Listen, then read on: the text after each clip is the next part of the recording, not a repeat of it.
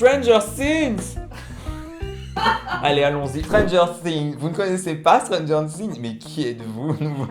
Appelez-nous, nous voulons savoir qui vous êtes. Stranger Things, c'est une Netflix qui est très populaire, que beaucoup de gens aiment pour des raisons louables. De quoi ça parle? Stranger Things a un peu créé ou accéléré, en tout cas surfe sur une vague en ce moment de nostalgie et de revival des années 80. Ça s'est un petit peu calmé aujourd'hui, je trouve. Donc voilà, c'est un peu la génération X qui est tout d'un coup arrivée au commandement des chaînes et des séries et qui du coup ont commencé à faire des séries sur leur enfance, donc ça se voit avec Stranger Things. C'est une série qui raconte l'histoire d'une bande de jeunes ados prépubères à peu près, tout juste adolescents, qui sortent tout juste de l'enfance, fans de Donjons et Dragons. Ce sont des petits nerds de leur époque, dans une ville moyenne des États-Unis, pendant les années Reagan avec la répression et tout ça, donc c'est pas non plus trop la joie. Et en parallèle, nous suivons une jeune fille, le crâne rasé, dans une blouse de médicale, qui erre comme ça.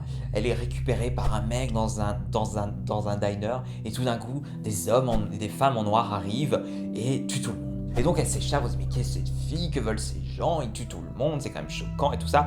Et donc les gamins tombent sur elle dans la forêt, et donc ils la récupèrent tel un petit animal abandonné, et ils la mettent dans la cave, et elle sort un peu de son mutisme, elle dit qu'elle s'appelle Eleven, et on se rend compte qu'elle a des pouvoirs psychotélénésiques, elle déplace des choses, et en fait les enfants vont être plongés dans une espèce de conspiration de monde souterrain scientifique qui joue des choses étranges avec des mondes parallèles, qui est un peu une sorte de ténèbres infernales où des créatures étranges en sont sorties et commencent à tuer des gens dans la forêt. Donc c'est ça un peu le pitch de Stranger Things. Ah oui, puis j'ai oublié de dire comment commence la série. Un gamin disparaît.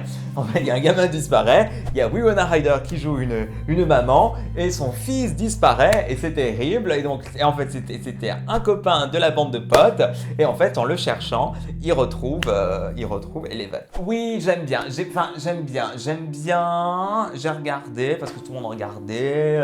On dit, mais regarde Stranger Things et tout. Je me suis mis.